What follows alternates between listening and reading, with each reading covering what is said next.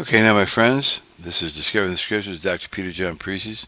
We are in the very last verse of chapter 6, Daniel 6:28. Reading first from the King James Bible, quote, "So this Daniel prospered in the reign of Darius and in the reign of Cyrus the Persian," unquote. Let us go to God in prayer, seeking wisdom, knowledge, and instruction from Him. Lord, you see us, you know us, and you know our heart.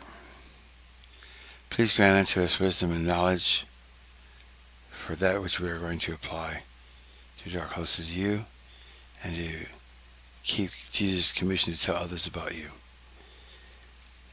Help us not to have a puffed up heart.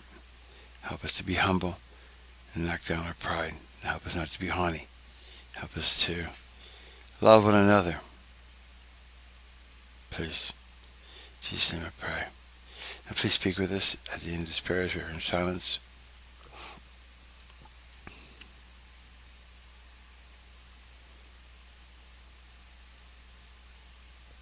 Okay. Thank you. If you need more time, push the pause button. Let's read the Young's Literal translation of this. Quote, "And this Daniel hath prospered in the reign of Darius and in the reign of Cyrus the Persian," unquote. Reading it from the Septuagint, quote, "And Daniel prospered in the reign of Darius and in the reign of Cyrus the Persian," unquote. What does all this mean? It just tells us that God has blessed Daniel, it seems. But let's parse it and find out. It's in Aramaic, remember, the Chaldean court language, not Hebrew. So this Daniel prospered. Let's parse that out. APL stem, and that is a causative conjunction, perfect aspect, which means complete. So Darius caused him to prosper in the reign of Darius and in the reign of Cyrus the Persian. So both of these rulers have helped him, and he prospers. So let's go ahead and look at John Gill's, because remember, this is in the paragraph, the last paragraph of this chapter, and we're not really pulling this out of context this way.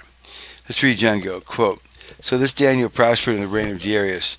This Daniel, of whom so much has been said, and who had been so lately and wonderfully delivered from the lion's den, the same flourished throughout the reign of Darius the Mede, continued a favorite with the king, retained his honor and dignity, and kept his posts and places of trust and profit.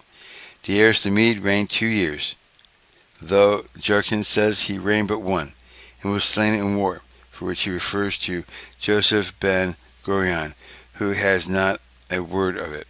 In the reign of Cyrus the Persian, who, as Jarchius says, was the son-in-law of Darius, and inherited the kingdom after him, which is true, for he married the daughter Darius, who was his uncle, and succeeded him as sole monarch of the empire.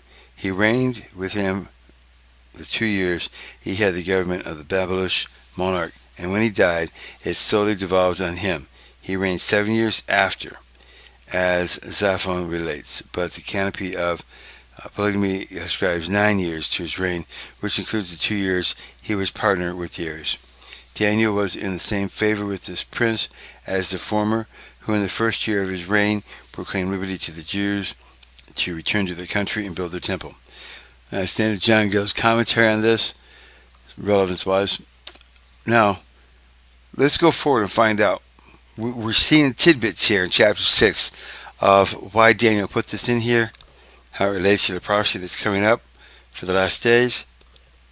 We see that God does bless you when you do follow His will. Remember, Daniel is a very old man at this time.